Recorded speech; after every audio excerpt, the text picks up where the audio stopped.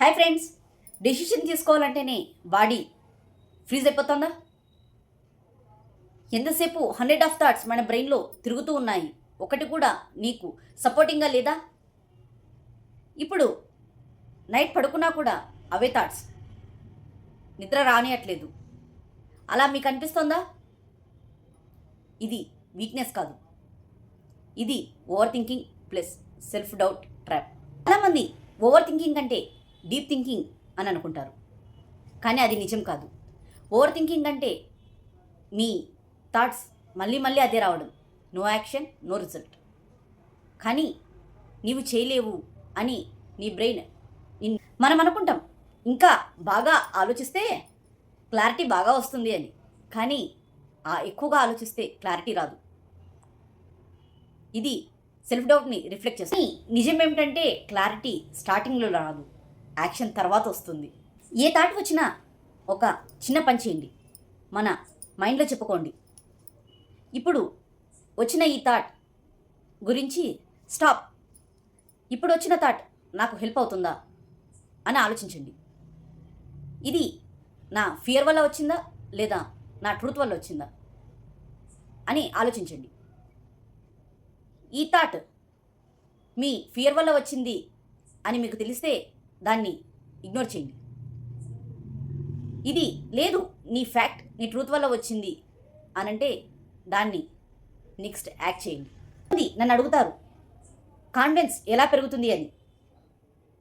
నేను ఒకటే చెప్తాను, సెల్ఫ్ ట్రస్ట్ పెరగడం అంటే మోటివేషనల్ వీడియోస్ కాదు, ఇంకా అఫర్మేషన్ని రిపీట్ చేయడం కూడా కాదు. సెల్ఫ్ ట్రస్ట్ పెరగడం అంటే నీకు నువ్వు ఇచ్చుకున్న ప్రామిసెస్ని కీప్ చేయడం. అది ఎలాగో ఇప్పుడు ఎగ్జాంపుల్ చెప్తాను.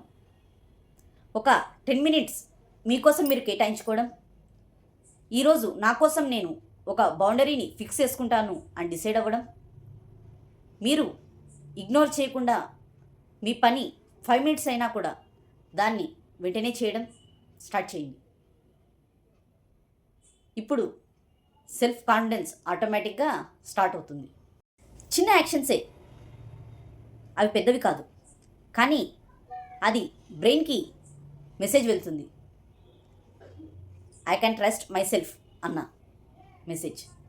సో కాన్ఫిడెన్స్ ఆటోమేటిక్గా బూస్ట్ అవుతుంది.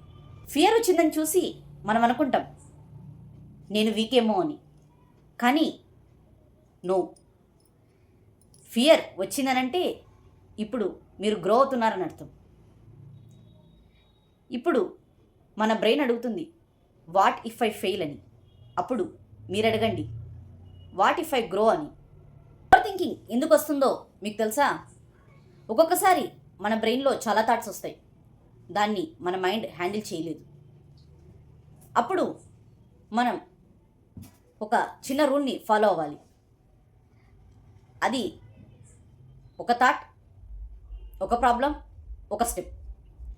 ఇలా ఒక పేపర్ మీద రాసుకొని దాన్ని పర్ఫెక్షన్ కోసం ఎదురు చూడకుండా వెంటనే యాక్షన్ స్టార్ట్ చేయాలి. ఎప్పుడైతే యాక్షన్ స్టార్ట్ చేస్తామో క్లారిటీ ఆటోమేటిక్గా వస్తుంది. ఈ లైన్ గుర్తుపెట్టుకోండి, మీరు కన్ఫ్యూజ్ అయి ఉండడం మీ ఫాల్ట్ కాదు, కానీ మీరు అక్కడే ఆగిపోవడం మీ choice.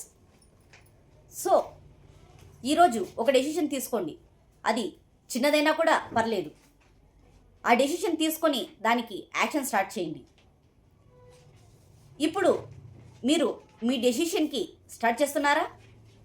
Okay, I trust my self అని కామెంట్ చేయండి.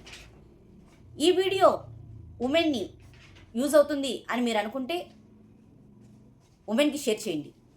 ఎందుకనంటే స్ట్రాంగ్ ఉమెనే ఇంకొక స్ట్రాంగ్ ఉమెన్ని తయారు చేయగలదు. నేను మీ మౌనికా రాజ్యం మహేంద్ర, ఉమెన్ ఎంపవర్మెంట్ కోచ్.